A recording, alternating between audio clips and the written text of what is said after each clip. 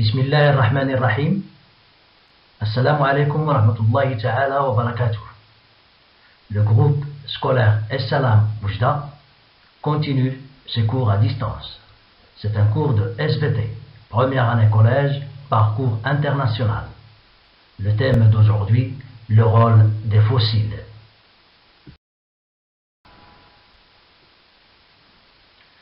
Le cours est présenté par Mohamed Mellem, professeur de SVT.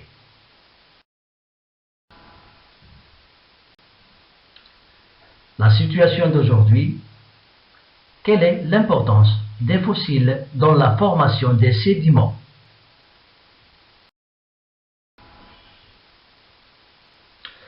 Je vous ai donné un petit travail chez vous. Je vous ai demandé de faire une petite recherche sur le rôle des fossiles. Pendant la discussion sur WhatsApp, j'ai vu que nombreux sont les élèves qui ont fait cette recherche. C'est bien. Alors on va voir aujourd'hui les fossiles et leur rôle. On va commencer par les fossiles qu'on appelle les fossiles de faciès. Al-Mustahathat al-Sahniya. Ce sont des fossiles qui donnent des indications sur le milieu de sédimentation. المستحاثات السحنية من خلالها نتعرف على وسط الترسب. يعني أن هذه المستحاثات عندما نجدها في طبقة معينة سوف يمكننا من خلال تواجدها أن نتعرف على ظروف ترسب تلك الطبقة. Le faciès, c'est quoi? Le faciès, c'est l'ensemble des caractéristiques de la roche. Ça veut dire qu'à partir du faciès, on peut dire les caractéristiques de la sédimentation.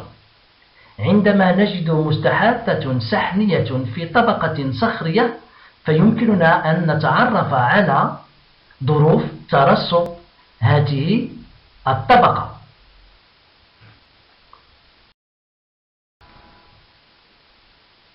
Je vous donne un exemple de fossile de faciès. Par exemple, ces gastéropodes. هذه الحيوانات الرخوية المعدية الأرجل. فعندما نجد مثلا مثيلات هذه المستحاثات في طبقة صخرية فسوف نقول بأن هذه الطبقة الصخرية تكونت في وسط مشابه للوسط التي تعيش فيه هذه المستحاثات. فهذه مثلا مستحاثات مياه العذبة. إذن سوف أستنتج بأن الطبقة الصخرية تكونت في ماء عذب. Les fossiles de faciès permettent aux géologues de constituer les milieux anciens de sédimentation. C'est le principe de l'actualisme. C'est un principe de base en géologie. مبدأ التحيين, le principe de l'actualisme.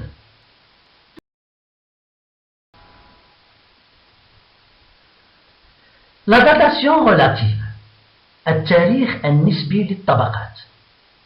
كيف يمكننا أن نبين زمن تكون طبقة صخرية معينة؟ Et bien, il y a ce principe qu'on appelle la datation relative. التاريخ النسبي للطبقات. هذا المبدأ بسيط للغاية. Regardez, observez bien par exemple ces couches stratigraphiques A, B, C, D, E. Et bien vous voyez que A, il se trouve en bas. C'est la plus ancienne. E, il se trouve en haut.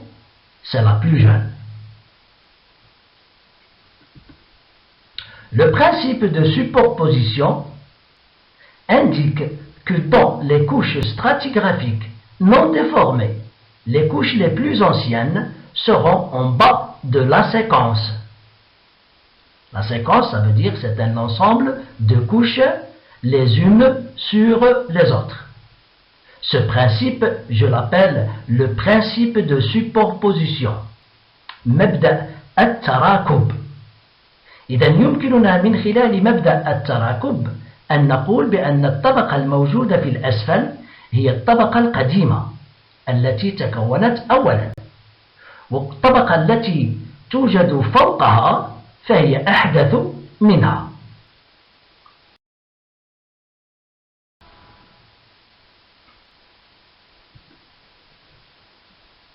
Le grand 3, c'est les fossiles stratigraphiques. المستحاثات الطبقاتية. Ces fossiles sont très importants dans la datation des roches. Et ces fossiles ont permis aux géologues de voir les ères dans le temps géologique. هذه المستحاثات مكنت علماء الجيولوجيا من التعرف على الأحقاب الزمنية للتاريخ الجيولوجي. Observez plus bas. Par exemple, l'ère primaire. الحقب الزمني الأول. هذا الحقب يتميز بوجود مستحاثات مشابهة للمستحاث الموجد على الصورة، وهو le trilobite ثلاثي الفصوص. هذا الكائن الحي من أقدم الكائنات الحية، وعاش في الحقب الزمني الأول. إذا كل طبقة صخرية نجد بها هذا المستحاث فيمكننا أن نجزم بأن هذه الطبقة الصخرية تكونت في الزمن الجيولوجي الأول. l'ère secondaire، الحقب الثاني من الزمن الجيولوجي. يتميز هذا الحقب بتواجد كائنات حية مثل الأمونيت، كما يتميز كذلك بوجود كائنات حية مثل التيرانوزور. هذا نوع من الديناصورات. الديناصورات عاشت في الحقب الزمني الثاني. إذا كل طبقة صخرية وجدنا بها الأمونيت أو وجدنا بها عظما من عظام كائنات مثل الديناصورات فسنقول بأن هذه الطبقة الصخرية تكونت في الزمن الجيولوجي الثاني أو الحقب الثاني. l'ère tertiaire، الحقب الثالث tertiaire، الحقب الثالث من الزمن الجيولوجي يتميز بوجود كائنات حية مثل le grifféa. En français, griffé. C'est un mollusque. Il est bivalve, mais il a une valve très bombée et striée. Il est très typique. Et c'est un mollusque qui caractérise l'ère tertiaire. Je prends l'ère quaternaire. الحقب الرابع من الزمن الجيولوجي. هذا الحقب يتميز بوجود كائنات مثلا هنا أعطيتكم مثل le mammouth. Le mammouth, c'est un animal très proche de l'éléphant. Il est très poilu. Eh bien, si je trouve un os du mammouth, par exemple, dans une couche sédimentaire, je vais dire que cette couche sédimentaire s'est formée dans l'ère quaternaire. Alors regardez les ères, il y a l'ère primaire, secondaire, tertiaire et quaternaire. Je ne vous ai pas donné la datation exacte, ça veut dire il commence quand et il se termine quand. Je vous ai donné seulement quelques exemples d'animaux qu'on peut trouver dans les aires géologiques. وهذه المستحاثات نسميها مستحاثات طبقاتية. Le trilobite, c'est un fossile stratigraphique, comme l'ammonite, le tyrannosaure, Gryphia et le mammouth. D'accord?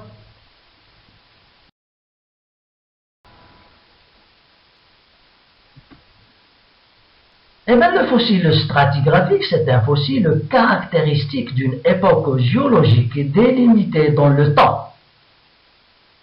Il permet de dater facilement là où les couches dans lesquelles il se trouve.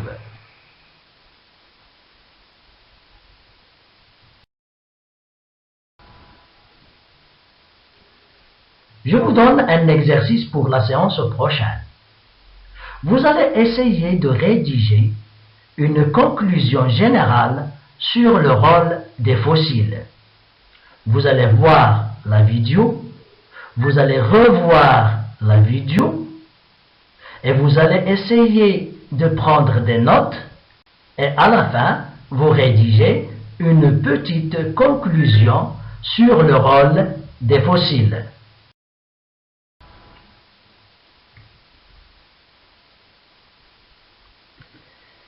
Merci mes élèves, merci école Salam, وعيدكم مبارك سعيد.